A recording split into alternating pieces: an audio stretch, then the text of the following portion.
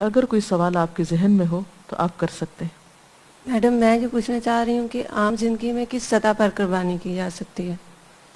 آپ دیکھیے کہ ہماری ساری زندگی قربانیوں کا مجموعہ ہے۔ اس وقت تک زندگی کی گاڑی چل نہیں سکتی جب تک انسان قربانی کے جذبے سے سرشار نہ ہو، جب تک اس کے اندر ایثار کی صفت نہ ہو۔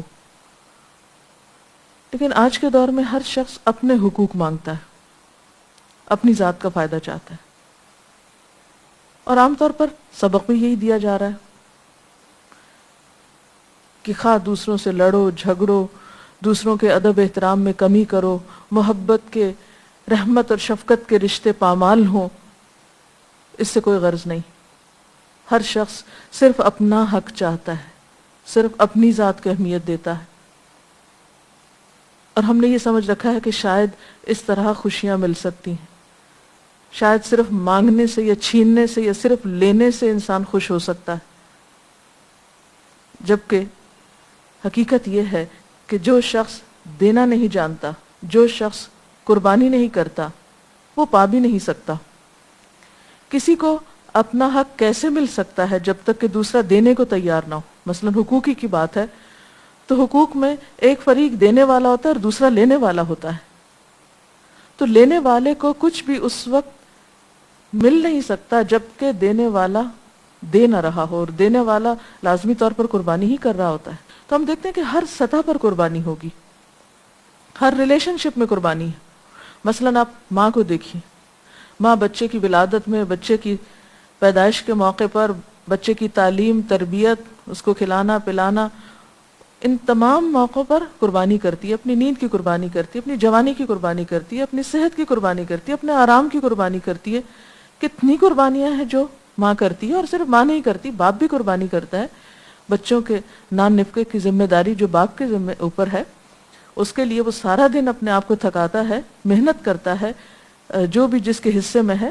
یہ سب چیزیں قربانی سے ہی حاصل ہوتی ہیں، اور پھر بچوں پر جو کچھ بھی والدین خرچ کرتے ہیں، پھر اسی طرح شوہر اور بیوی کا رشتہ اگر آپ دیکھیں تو اس میں بھی باہم قربانی ہو تو تبھی زندگی خوشگوار ہو سکتی ہے۔ اور اگر ہر شخص صرف یہ چاہے کہ اس کا آرام، اس کی خوشی، اس کی مرضی اور اس کی بات، تو پھر زندگی خوشگوار نہیں ہو سکتی۔ اسی طرح آپ دیکھیں کہ کوئی بھی تعلق جو انسان اور انسان کے باہم ہے، خواہ وہ خونی تعلق ہو، رشتہ داری کا تعلق ہو، یا اس کے علاوہ کوئی اور تعلق، مثلا استاد اور شاگرد کے تعلق کو آپ دیکھیے کہ استاد جب علم دیتا ہے اپنے شاگردوں کو تو وہ بھی اپنے آرام اور سکون اور ایک بڑی زندگی کے وقت کے حصے کی قربانی کرتا ہے۔ تو جب بھی کسی دوسرے انسان کو فائدہ پہنچانا مقصود ہو، یا انسانوں کے ساتھ ایک بہترین تعلق قائم کرنا ہو، تو وہ ممکن ہی نہیں جب تک کہ دوسرا فریق قربانی نہ کرے۔ تو زندگی کی خوشی، ترقی کا راز، اور نہ صرف یہ کہ اس زندگی میں بلکہ آخرت کی زندگی میں، اس وقت تک حسن پیدا نہیں ہو سکتا جب تک کہ انسان قربانی نہ کرے۔ کوئی اور سوال؟ میڈم میرا آپ سے سوال یہ ہے کہ عید الاضحیٰ کو عید الاضحیٰ کیوں کہا جاتا ہے؟ عید الاضحیٰ کو عید الاضحیٰ کیوں کہا جاتا ہے؟ اضحیٰ اضحیہ سے ہے، اضحیہ عربی میں قربانی کو کہتے ہیں، چونکہ اس دن جانور قربان کیے جاتے ہیں، اس لیے اس کو عید الاضحیٰ کہا جاتا ہے۔ ڈاکٹر صاحبہ، اسلام کے علاوہ دیگر مذاہب میں قربانی کا کوئی تصور پایا جاتا ہے؟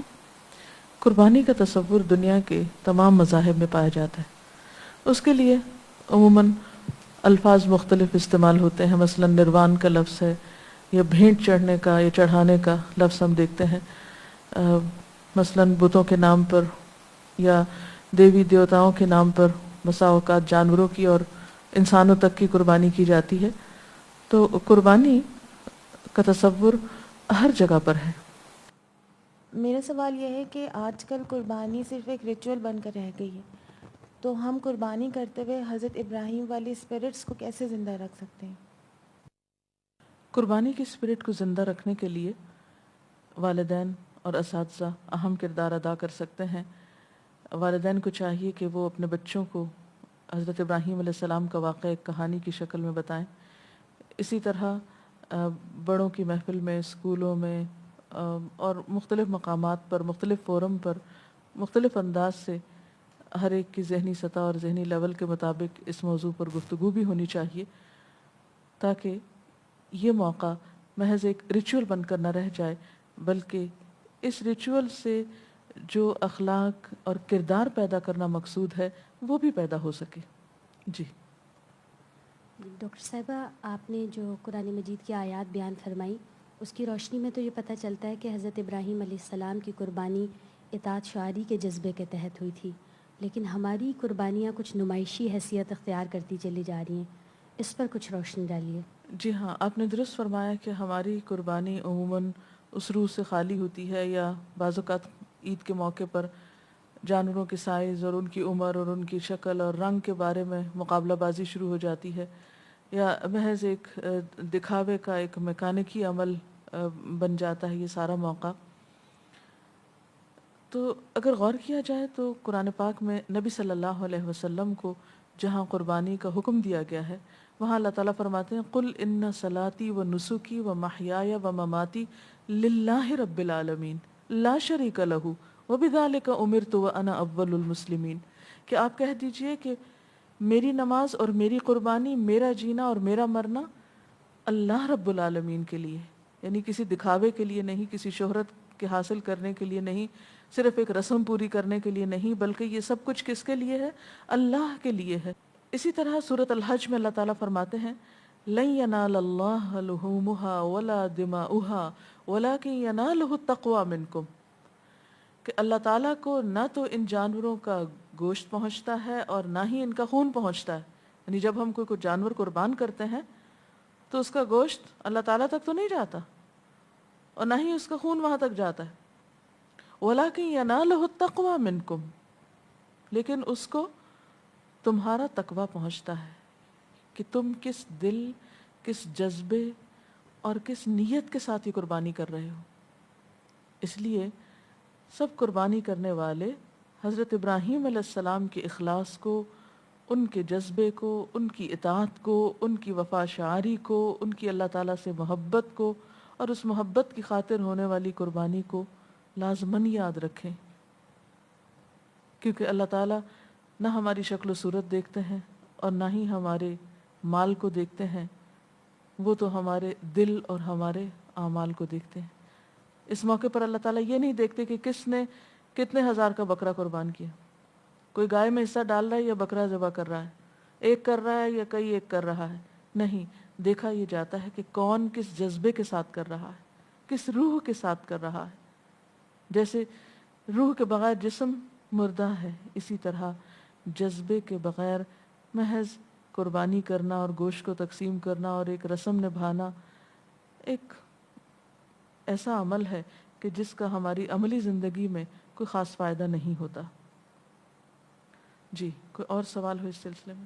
اسلام تو سلامتی کا پیغام دیتا ہے، لیکن بظاہر اتنے سارے جانوروں کا ذبح ہو جانا یہ ظلم نہیں ہے کیا؟